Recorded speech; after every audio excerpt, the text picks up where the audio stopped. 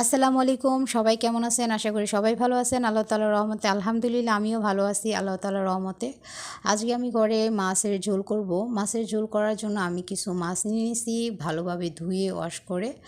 এখন মাছের উপরে দিয়ে দিলাম হলুদের গুঁড়ি, মরিচের গুঁড়ি, তারপর কিছু ধনিয়া গুঁড়ি দিয়ে আমি হাত দিয়ে ভালোভাবে মেখে নিলাম। হাত দিয়ে মাখলে দেখা যায় কি প্রত্যেকটা মাছের গায়ে গায়ে মশলাটা লাগে। চুলায় বসিয়ে দিলাম একটা প্যানে দিয়ে দিলাম কিছুটা সয়াবিন তেল। সয়াবিন তেলটা যখন গরম হয়ে আসবে এই পর্যায়ে আমি দিয়ে দিব মাছগুলো যখন আপনারা প্যানে দিবেন তখন খেয়াল রাখবেন গরম তেল যেন ছিটিয়ে হাতে না আসে। তো যখন নাকি আমি মাছগুলো আমার দেওয়া শেষ হবে আমি লাল করে ভেজে নিব।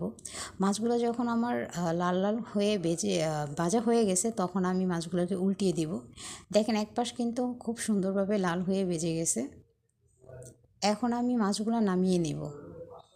মাছগুলো নামিয়ে নিয়ে এইখানে আমি আর সামান্য কিছু তেল দিয়ে এখানে দিয়ে দিব পেঁয়াজ কুচি। পেঁয়াজ কুচি দিয়ে খুব ভালোভাবে নেড়েচেড়ে লাল লাল করে ভেজে নেব। ভালোভাবে নেড়েচেড়ে দেওয়ার পর যখন দেখব পেঁয়াজটা লাল লাল হয়ে ভেজে আসছে তখন আমি দিয়ে দিব 1 চামচ আদা রসুনের পেস্ট। আদা রসুনের পেস্ট দেওয়ার পরে যখন আদা রসুনের কাঁচা গন্ধটা সরে যাবে তখন আমি দিয়ে দেব একটা টমেটো কুচি। টমেটো কুচি দেওয়ার পর আমি খুব ভালোভাবে নেড়েচেড়ে দেব। যখন দেখব টমেটো কুচিটা ভাজা হয়ে গেছে তখন আমি দিয়ে দেব হলুদের গুঁড়ি, মরিচের গুঁড়ি আর সাথে ধনিয়া গুঁড়ি, স্বাদ মতো লবণ দিয়ে ভালোভাবে নেড়েচেড়ে এইখানে আমি দিয়ে দিব পানি। এইখানে আমি পানিটা একটু বেশিই দিব কারণ আমি তো এটা ঝোল রান্না করতেছি, মাছের ঝোলের ভিতরে একটু পানিটা বেশিই দিতে হয়। তারপরে আমি দিয়ে দিব মাছগুলো আমি একে একে সুন্দর করে বিছিয়ে দিব যেন ভেঙে না যায়। দেখেন দেখতে কিন্তু অনেকটা সুন্দর লাগতেছে।